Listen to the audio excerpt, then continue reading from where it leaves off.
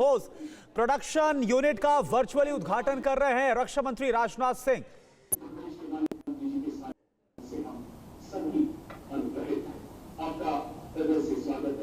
तो ये तस्वीरें इस वक्त हम आपको दिखा रहे हैं और ये आपको बता दें कि ये जो प्रोडक्शन यूनिट है इसके बारे में जानकारी ये है कि हर साल यहां पर 80 से 100 ब्रह्मोस मिसाइल का प्रोडक्शन संभव हो पाएगा, जो जानकारी है ऐसी। और लखनऊ में ब्रह्मोस मिसाइल बनेगी और इस प्रोडक्शन यूनिट का जो उद्घाटन है वो वर्चुअली, ये देखिए, रक्षा मंत्री राजनाथ सिंह कर रहे हैं। तस्वीरें इस वक्त आपके सामने। इस सम्मान में सभी शिरकत करें। जोरदार तालियां, तालियों का जय घोष यहां से माननीय रक्षा मंत्री तक जाना चाहिए। रेडियो सजो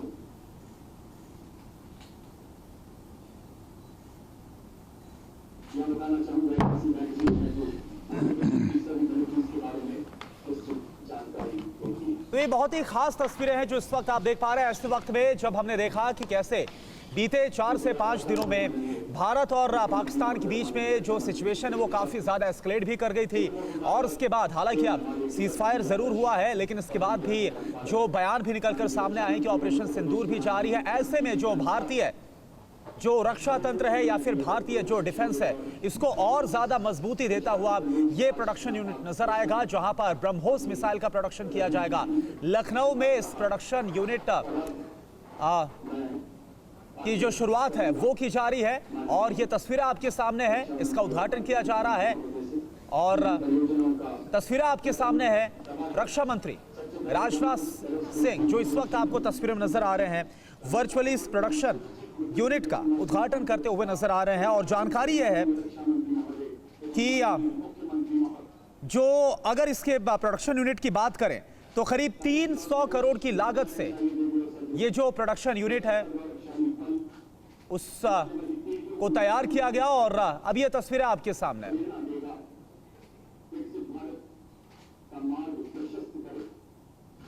तो देखिए ब्रह्मोस की ये नई उड़ान और ये अहम तस्वीरें रक्षा मंत्री राजनाथ सिंह की। दूसरी तरफ टीवी9 भारतवर्ष पर स्क्रीन पर आप देख सकते हैं ब्रह्मोस मिसाइल की जो ताकत है उसका प्रदर्शन करती हुई कुछ तस्वीरें भी हम आपको दिखा रहे हैं। लेकिन खास बात यह है कि यूपी की राजधानी लखनऊ में ब्रह्मोस की प्रोडक्शन यूनिट लगाई जा रही है। आज रक्षा मंत्री राजनाथ सिंह उसका उद्घाटन कर रहे हैं। और आपने देखा भारत पाकिस्तान टेंशन के मद्देनजर जब वॉर मोड ऑन हुआ तो राफेल की जो ताकत है उससे कैसे दुश्मन कांप रहा था। एक्टिव एवं इफेक्टिव चीफ मिनिस्टर श्रीमान योगी आदित्यनाथ जी, यूपी के उप मुख्यमंत्री श्री केशव प्रसाद जी मौर्य, श्री ब्रजेश जी पाठक, यूपी के एनआरआई और investor promotion minister Shri Nand Kumar ji गुप्त नंदी जी, मेंबर राज्यसभा श्री ब्रिजलाल जी, विधायक सरोजनी नगर डॉक्टर राजेश्वर सिंह, विधानसभा और विधान परिषद के सभी सम्मानित सदस्यगण, हमारे डीआरडीओ के साइंटिस्ट और यहाँ मौजूद अधिकारीगण, देश भर के मौजूद सारे टेक्नोक्रेट्स, देवियों व सज्जनों, सबसे पहले तो मैं क्षमा चाहता हूँ कि अपरिहार्य कारणों से चाहते हुए भी मैं समय से उपस्थित नहीं हो पाया। मैं जानता हूँ कि हमारे मुख्यमंत्री योगी जी को बहुत ही आवश्यक कार्यक्रम से गोरखपुर जाना था, लेकिन केवल इस कार्यक्रम की महत्ता को समझते हुए उन्होंने इसमें उनको विलंब हुआ है, फिर भी वो यहाँ पर मौजूद हैं। साथियों, आज लखनऊ में BrahMos integration and testing facility centre के उद्घाटन के शुभ अवसर पर मैं आप सबसे बातचीत करते हुए बेहद प्रसन्नता की अनुभूति कर रहा हूँ। मेरी बड़ी इच्छा थी कि मैं स्वयं उपस्थित होकर आप सबके बीच मैं रहूं, आप सबसे मैं सीधा संवाद करूं, पर मैं क्यों नहीं आ पाया यह बात आप सभी जानते हैं। अभी जिस परिस्थिति से हम गुजर रहे हैं उसे देखते हुए मेरा दिल्ली में रहना यह अति आवश्यक था। इसलिए मैं वीडियो कॉन्फ्रेंसिंग के माध्यम से आप सभी से जुड़ रहा हूं। मैं भले ही आपके बीच नहीं आया, लेकिन अपने उत्साह के माध्यम से आप मुझ तक जरूर पहुंच गए हैं। यह अपने आप में एक संदेश है कि चाहे हम किसी भी परिस्थिति में रहें, यह देश चलता रहेगा और हमारा काम नहीं रुकेगा। किसी भी स्थिति में हमारा संवाद नहीं टूटेगा। साथियों, आज का दिन हमारे शहर लखनऊ और हमारे राज्य उत्तर प्रदेश और हमारे पूरे देश के लिए एक ऐतिहासिक दिन है। आज का दिन मैं समझता हूं उस शक्ति की आराधना का दिन है जो हमारी सेनाओं को संबल प्रदान करती है, जो हमारी सेनाओं में निहित होकर दुश्मन पर कहर बरसाती है। आज का दिन मेरे लिए व्यक्तिगत रूप से बहुत ही महत्वपूर्ण है, क्योंकि मैंने अपने शहर लखनऊ के लिए एक सपना देखा था कि मेरा शहर भारत के डिफेंस सेक्टर को मजबूत करने में एक बड़ा योगदान दे। वह सपना अब पूरा हो रहा है। साथियों, BrahMos integration and testing facility का उद्घाटन इसलिए भी महत्व रखता है क्योंकि आज का दिन बहुत ही खास है। आप सब तो जानते ही हैं कि आज नेशनल टेक्नोलॉजी डे है। आज ही के दिन 1998 में श्रद्धेय अटल बिहारी वाजपेयी जी के नेतृत्व में हमारे वैज्ञानिकों ने पोखरण में परमाणु परीक्षण करके दुनिया को भारत की ताकत दिखाई थी। और वह परीक्षण हमारे साइंटिस्ट, इंजीनियर्स, डिफेंस पर्सनल और कई अन्य स्टेक होल्डर्स के अथक प्रयासों का ही परिणाम था। यह हमारे वैज्ञानिकों तथा इंजीनियर्स को मान्यता देने, उनको रिकॉग्नाइज करने और उनके कंट्रीब्यूशन को एक्नॉलेज करने का दिन है। मुझे अच्छी तरह याद है जब मैंने इसका शिलान्यास किया था, उस समय माननीय मुख्यमंत्री श्री योगी आदित्यनाथ जी भी थे। उस दौरान मैंने यह इच्छा जाहिर की थी कि जितनी जल्दी हो सके इस प्रोजेक्ट को पूरा कर लिया जाए। और मुझे यह देखकर बेहद खुशी हुई कि आप लोगों ने मेरी भावनाओं का सम्मान रखा और महज 40 महीने में इस प्रोजेक्ट को पूरा करके दिखाया। आज हमारे आसपास जैसी परिस्थितियां हैं उसे देखते हुए ये बेहद जरूरी हो जाता है कि हम अपने लक्ष्यों को ऐसे ही समयबद्ध तरीके से पूरा करते रहें। इस मौके पर मैं उत्तर प्रदेश के माननीय मुख्यमंत्री श्री योगी आदित्यनाथ जी का विशेष आभार प्रकट करता हूं। यदि इतने कम समय में ब्रह्मोस की इंटीग्रेशन एंड टेस्टिंग फैसिलिटी की स्थापना हो सकी तो इसके पीछे योगी जी का बहुत बड़ा योगदान है। मैं डीआरडीओ, हमारे वैज्ञानिक, हमारे इंजीनियर्स और इस प्रोजेक्ट से जुड़े हर व्यक्ति और संस्था को मैं हृदय से बधाई देता हूं। आप लोगों ने दिन रात मेहनत करके इस इंटीग्रेशन एंड टेस्टिंग फैसिलिटी को खड़ा किया है। देश भर के वैज्ञानिक, इंजीनियर्स और युवाओं का योगदान हमें इस फैसिलिटी सेंटर में देखने को मिलेगा। मैं आपकी मेहनत और लगन को नमन करता हूं। साथियों, हमारी सरकार जब उत्तर प्रदेश में डिफेंस कॉरिडोर के विजन को लेकर आगे बढ़ी थी तो उस समय हमारे सामने अनेक बड़े लक्ष्य थे।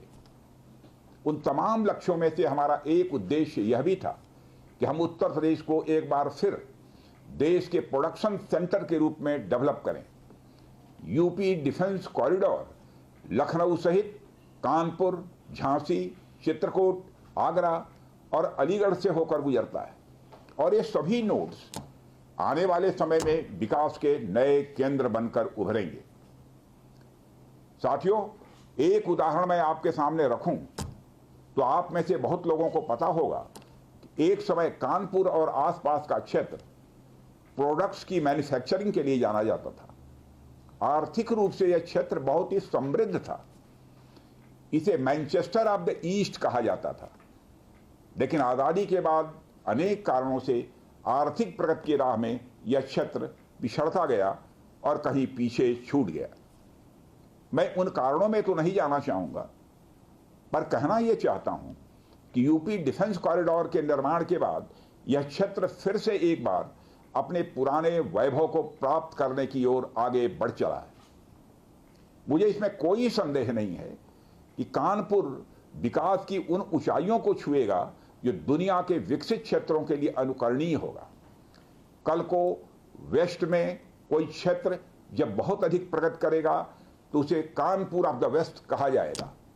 इसी प्रकार डिफेंस इंडस्ट्रियल कॉरिडोर के सभी नोड्स को डेवलप करने के लिए हम पूरी तरह से कमिटेड हैं।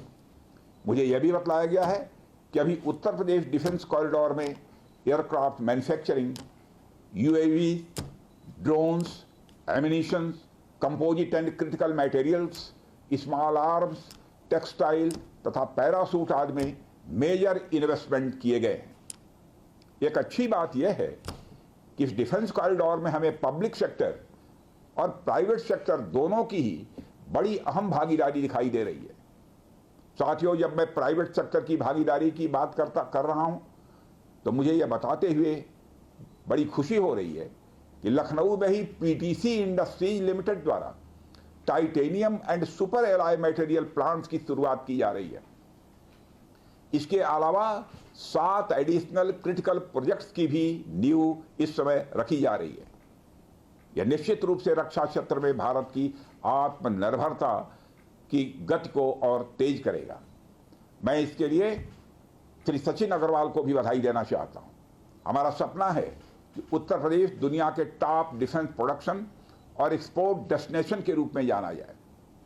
आज जो ब्रह्मोस फैसिलिटी शुरू हो रही है, मैं समझता हूं वह यूपी डिफेंस कॉरिडोर का एक गौरव होगा। यह सिर्फ उत्तर प्रदेश का ही नहीं बल्कि देश का सबसे बड़ा BrahMos integration and testing facility centre है। यह रक्षा क्षेत्र में भारत की आत्मनिर्भरता के प्रयास को भी मजबूती प्रदान करेगा। साथियों, जहां तक ब्रह्मोस का प्रश्न है तो आप सभी यह जानते हैं कि ब्रह्मोस दुनिया के सबसे तेज सुपरसोनिक क्रूज मिसाइल्स में से एक है। ब्रह्मोस सिर्फ एक हथियार नहीं है बल्कि यह अपने आप में एक मैसेज है। मैसेज हमारी आर्म्ड फोर्सेस के स्ट्रेंथ का है। मैसेज दुश्मन के प्रति हमारी डेटरेंस का है, प्रतिरोधक क्षमता का है। मैसेज हमारी बॉर्डर्स की सेफ गार्डिंग के हमारी प्रतिबद्धता का है।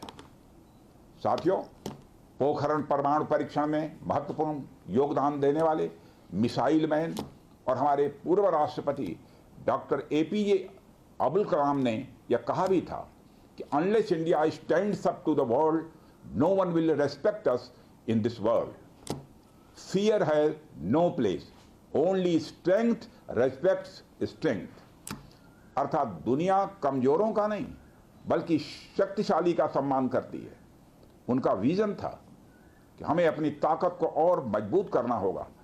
जब तक कोई देश ताकतवर नहीं होगा, दुनिया उसका सम्मान नहीं करेगी। आज भारत दुनिया के सबसे शक्तिशाली राष्ट्रों में से एक है। हम लगातार अपनी ताकत और बढ़ा रहे हैं और मैं समझता हूं कि आज जो फैसिलिटी सेंटर शुरू हो रहा है, यह भारत की शक्ति को और मजबूत करने में सहायक होगी। साथियों, यह केवल एक फैक्ट्री का उद्घाटन भर नहीं है बल्कि मैं समझता हूं कि यह रक्षा क्षेत्र में भारत की आत्मनिर्भरता की दिशा में एक बहुत बड़ा कदम है। उत्तर प्रदेश डिफेंस इंडस्ट्रियल कॉरिडोर बनने के पश्चात उत्तर प्रदेश के इंडस्ट्रियल डेवलपमेंट का एक नए सिरे से श्री गणेश हो चुका है।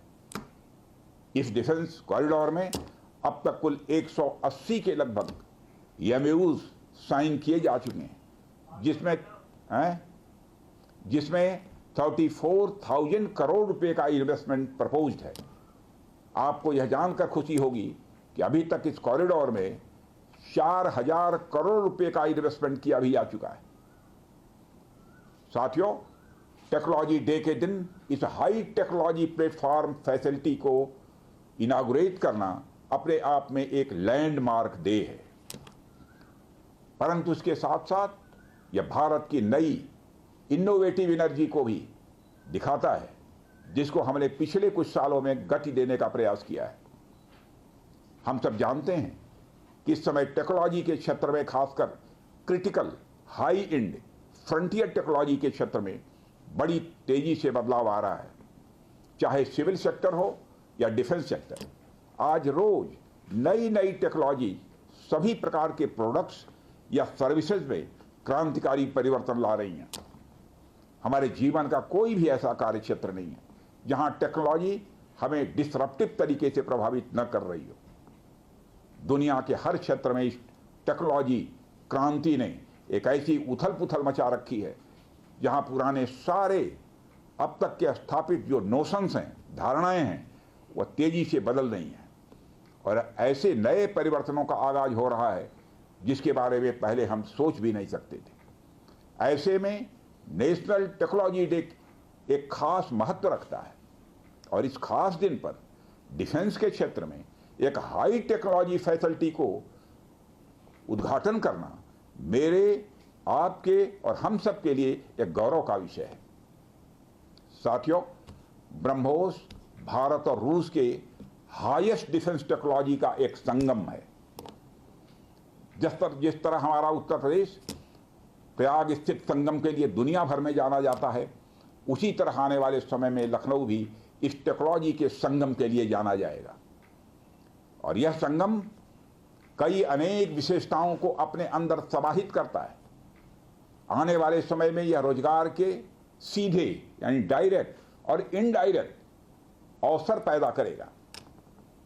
मुझे यह भी विश्वास है कि आने वाले समय में यह क्षेत्र एक ग्रोथ पोल के रूप में उभर कर सामने आएगा। साथियों, ब्रह्मोस जैसे कॉम्प्लेक्स सिस्टम की एक खास विशेषता होती है और यह सिस्टम अनेक प्रकार के सब सिस्टम, कंपोनेंट्स और पार्ट्स से बने होते हैं जिन्हें किसी भी एक जगह पर निर्मित करना संभव नहीं होता।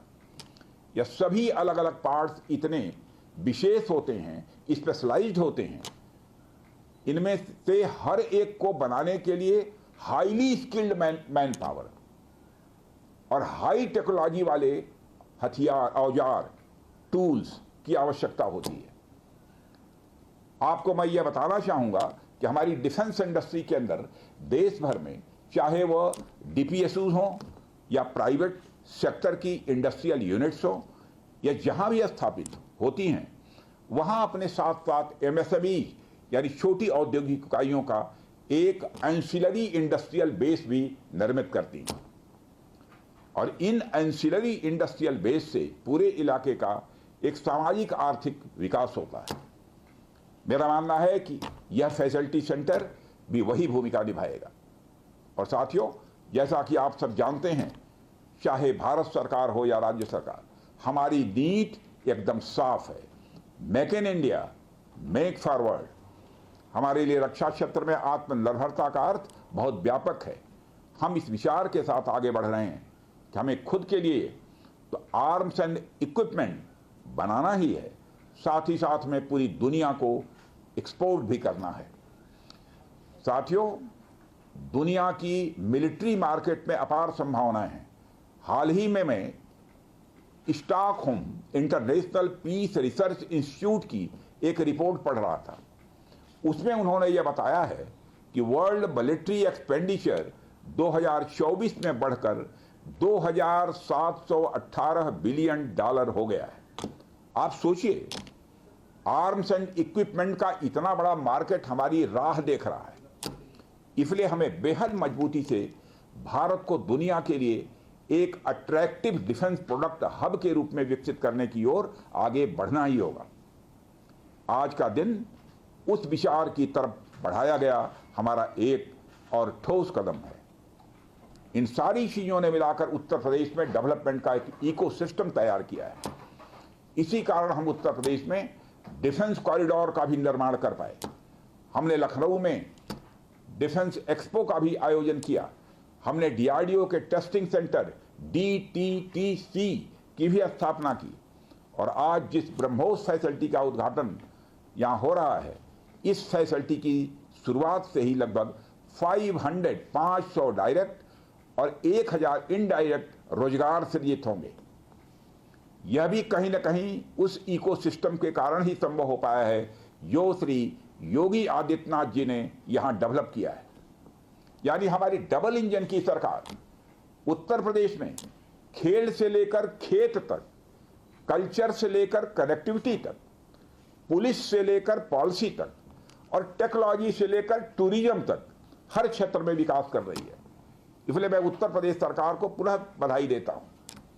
हर तरीके से उत्तर प्रदेश और भारत के डेवलपमेंट को लेकर हमारा संकल्प, हमारा समर्पण और हमारी प्रतिबद्धता और भी मजबूत होती जा रही है।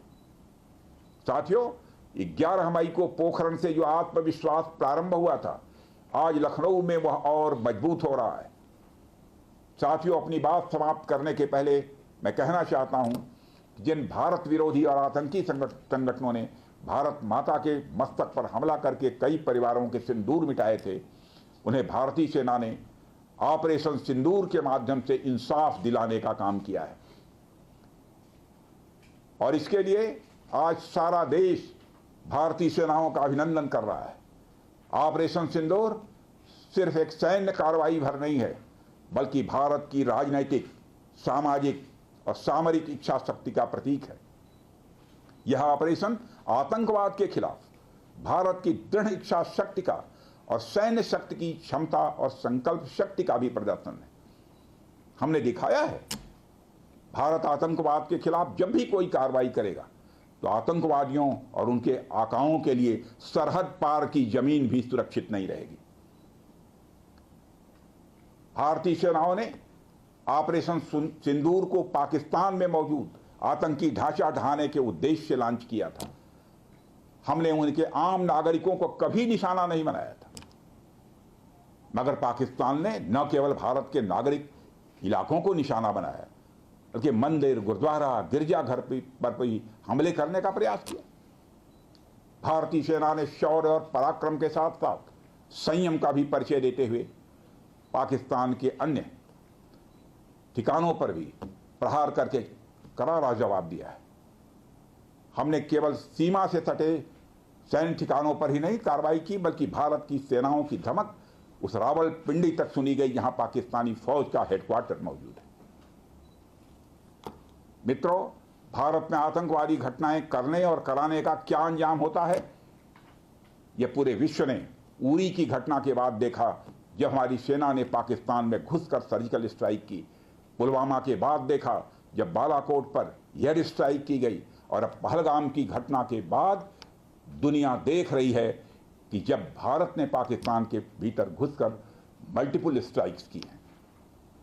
आतंकवाद के खिलाफ जीरो टॉलरेंस की नीति पर चलते हुए हमारे यशस्वी प्रधानमंत्री नरेंद्र मोदी ने स्पष्ट कर दिया है कि यह नया भारत है जो आतंक के खिलाफ सरहद के इस पार और उस पार दोनों तरफ प्रभावी कार्रवाई करेगा। यह हमारे प्रधानमंत्री जी ने स्पष्ट रूप से यह संदेश दे दिया है। मैं एक बार फिर से BrahMos integration and testing facility centre और इस प्रोजेक्ट में शामिल सभी स्टेक होल्डर्स को हार्दिक बधाई देता हूं। मैं साथ ही पीटीसी इंडस्ट्रीज लिमिटेड को भी उनके एम्बिशियस प्रोजेक्ट पर हृदय से बधाई देता हूं। इन तमाम प्रोजेक्ट्स की शुरुआत पर मैं लखनऊ और उत्तर प्रदेश की जनता को भी बधाई देता हूं, जो इस ऐतिहासिक पहल का हिस्सा बन रही हैं। अंत में मैं आप सभी का आभार प्रकट करते हुए अपनी बात को समाप्त करना चाहता हूं, और आप सभी से मैं खेद भी व्यक्त करता हूं कि निर्धारित समय पर मैं इस कार्यक्रम में उपस्थित नहीं हो सका, लेकिन देर आया दुरुस्त आया। आप सबको बहुत बहुत धन्यवाद। जय हिंद। तो देखिए, रक्षा मंत्री राजनाथ सिंह को आप सुन रहे थे। राजनाथ सिंह की मौजूदगी इस कार्यक्रम में बहुत अहम, क्योंकि राजनाथ सिंह लखनऊ से सांसद भी हैं, देश के रक्षा मंत्री हैं, और ब्रह्मोस की नई प्रोडक्शन यूनिट और टेस्टिंग यूनिट का उद्घाटन करने के लिए वो इस वक्त वर्चुअली जुड़े हुए थे। लेकिन उन्होंने बड़ी महत्वपूर्ण बातें ऑपरेशन सिंदूर को लेकर भी की हैं। ब्रह्मोस प्रोडक्शन यूनिट के उद्घाटन के मौके पर भारत ने किस तरह से पाकिस्तान का जवाब दिया है, ऑपरेशन सिंदूर के जरिए पहलगाम आतंकी हमले का बदला लिया गया है, इंसाफ किया गया है, इस बात का उन्होंने जिक्र किया। यह नया भारत है और प्रभावी एक्शन लिया जा रहा है, और पाकिस्तान को यह बता दिया गया है कि सरहद पार की जमीन भी आतंकियों के लिए अब सुरक्षित नहीं है। यह इस ऑपरेशन का बड़ा मकसद था। सुनिए। जिन भारत विरोधी और आतंकी संगठनों ने भारत माता के मस्तक पर हमला करके कई परिवारों के सिंदूर मिटाए थे, उन्हें भारतीय सेना ने ऑपरेशन सिंदूर के माध्यम से इंसाफ दिलाने का काम किया है। और इसके लिए आज सारा देश भारतीय सेनाओं का अभिनंदन कर रहा है। ऑपरेशन सिंदूर सिर्फ एक सैन्य कार्रवाई भर नहीं है, बल्कि भारत की राजनीतिक, सामाजिक और सामरिक इच्छा शक्ति का प्रतीक है। यह ऑपरेशन आतंकवाद के खिलाफ भारत की दृढ़ इच्छा शक्ति का और सैन्य शक्ति की क्षमता और संकल्प शक्ति का भी प्रदर्शन है। हमने दिखाया है भारत आतंकवाद के खिलाफ जब भी कोई कार्रवाई करेगा तो आतंकवादियों और उनके आकाओं के लिए सरहद पार की जमीन भी सुरक्षित नहीं रहेगी। भारतीय सेनाओं ने ऑपरेशन सिंदूर को पाकिस्तान में मौजूद आतंकी ढांचा ढहाने के उद्देश्य से लॉन्च किया था। हमने उनके आम नागरिकों को कभी निशाना नहीं बनाया था, मगर पाकिस्तान ने न केवल भारत के नागरिक इलाकों को निशाना बनाया बल्कि मंदिर, गुरुद्वारा, गिरजाघर पर भी हमले करने का प्रयास किया। भारतीय सेना ने शौर्य और पराक्रम के साथ साथ संयम का भी परिचय देते हुए पाकिस्तान के अन्य ठिकानों पर भी प्रहार करके करारा जवाब दिया है। हमने केवल सीमा से सटे सैन्य ठिकानों पर ही नहीं कार्रवाई की, बल्कि भारत की सेनाओं की धमक उस रावलपिंडी तक सुनी गई जहां पाकिस्तानी फौज का हेडक्वार्टर मौजूद है। मित्रों, भारत में आतंकवादी घटनाएं करने और कराने का क्या अंजाम होता है, यह पूरे विश्व ने उरी की घटना के बाद देखा, जब हमारी सेना ने पाकिस्तान में घुसकर सर्जिकल स्ट्राइक की। पुलवामा के बाद देखा जब बालाकोट पर एयर स्ट्राइक की गई, और अब पहलगाम की घटना के बाद दुनिया देख रही है कि जब भारत ने पाकिस्तान के भीतर घुसकर मल्टीपल स्ट्राइक्स की हैं। आतंकवाद के खिलाफ जीरो टॉलरेंस की नीति पर चलते हुए हमारे यशस्वी प्रधानमंत्री नरेंद्र मोदी ने स्पष्ट कर दिया है कि यह नया भारत है जो आतंक के खिलाफ सरहद के इस पार और उस पार दोनों तरफ प्रभावी कार्रवाई करेगा। यह हमारे प्रधानमंत्री जी ने स्पष्ट रूप से यह संदेश दे दिया है।